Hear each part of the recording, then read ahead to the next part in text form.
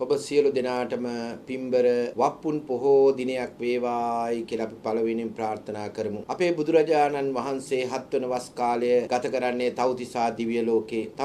තමන්ගේ මෑණියන් වහන්සේ වෙන මාතෘ දිව්‍ය රාජයාණන් වහන්සේට අභිධර්මයේ දේශනාව සිද්ධ කරලා 3 මාසයක් පුරා ඒ කියන්නේ දින 90ක් තිස්සේ ධර්මස්කන්ධ 42000ක් දීර්ඝ දේශනාව බුදුරජාණන් වහන්සේගේ දේශනාවල දීර්ඝම දේශනාව තමයි අභිධර්මය දේශනා කළා. තමන්ගේ මාතෘ දිව්‍ය රාජයාට සෝහම් ඵලය ලබා දීම සඳහා උන්වහන්සේ දේශනා කරපු දීර්ඝම දේශනාව සඳහන් වන්නේ අභිධර්ම දේශනාවයි. ඒ වගේම උන්වහන්සේ වස් පවාරණය කරලා දෙවිවරුන්ගේ හරසර මැද්දේ තව්තිසා දිව්‍ය ලෝකේ නික්මිලා දේවාරෝහණය නැවත දඹදිව සංකස්ස නුවරට වැඩම කරන්නේ අද වගේ වප්පුන් පොහෝ දවසකයි. අගසව් දෙනම අතරින් දකුණස් සව් ලෙස වැඩ සිටි සරියුත් මහරහතන් වහන්සේ මහා ප්‍රඥාලාභීන් අතර අගතැන්පත් තනතුරට පත්වන්නේ වප්පුන් පොහෝ දවසයි. ඒ අපේ ජීවිතේ ලැබුණු ඒ මහා ආර්යයන් වහන්සේගේ ඒ තිබුණු ගුණයහපත්කම් පිළිබඳ අපි නැවත නැවත සිහි කරන්නේ උන්වහන්සේ අරහත් ඵලයට පත්වීම නිමිති කරගෙනයි. කල්ප ලක්ෂයකින් මත්තේ බුදු වීමට සිටින මෛත්‍රී බෝසතාණන් වහන්සේ ගෞතම බුද්ධ ශාසනයේ පැවිදිව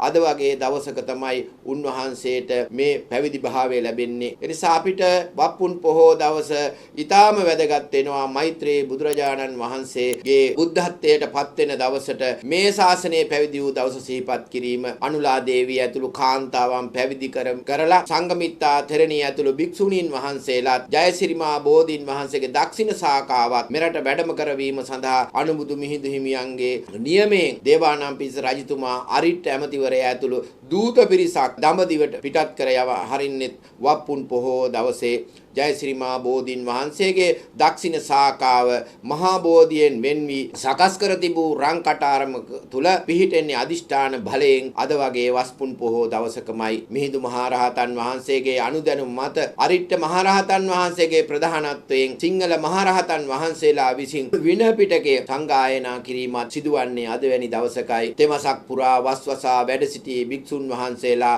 වස් පවාරණය කිරීම අටමහා කුසලයන්ගෙන් උතුම් වූ කුසලයේ වන කටින චීවර පූජාව සිදුවන්නේ සිදු කිරීමට සමාරම්භක දිනේ හෙවත් චීවර මාසේ ආරම්භ වන්නේ මේ වස්පුන් පොහෝ දවසයි. මේවා ඒ වප්පුන් පොහෝ දවස අපේ ජීවිතයට අර්ථයෙන් ධර්මයෙන් යොදාගෙන අපේ ජීවිතය එලොව මෙලොව දෙලොව ආලෝකය ලබා ගැනීම සඳහා ආධ්‍යාත්මික අදිෂ්ඨානයන් ඇති කර ගැනීම සඳහා සීලයෙන් ගුණයෙන් නැනනුවණින් පිරිපුන් වූ කුසල් අකුසල් පිළිබඳව හොඳ නරක පිළිබඳව යුතුයකම් වගකීම් පිළිබඳව අවබෝධයක් ලැබමින් මේ සත් සමාජයට සේවය කිරීමට අදිෂ්ඨාන කරගැනීම වැදගත් වෙනවා. අපේ මේ මහා ධර්ණී තලයට ඊටාම ආධ්‍යාත්මික වටිනාකම් ගණනාවක් ලබා දුන්නු දිනයක් හැටියටයි වප්පුන් පොහෝ දවස සිහිපත් වෙන්නේ. ඒ නිසා ඔබේ ජීවිතයේ ලෝකයේ බුදුරජාණන් වහන්සේ දුර්ලභ දර්ශනයක් අපට ලබා දීලා තියෙනවා. මේ බුදුන් වහන්සේගේ බෞද්ධ දර්ශනය තුලින් අපේ ජීවිතයට ආධ්‍යාත්මික ආශිර්වාදේ ලබා ගන්නට වප්පුන් පොහෝ දවසට අර්ථයක් දීලා තියෙනවා. ඒ අර්ථය අපේ ජීවිතයට යොදාගෙන අපේ ජීවිතය යහපත් කරගන්නට අදිෂ්ඨාන කරගන්නා ලෙස සිහිපත් කරනවා.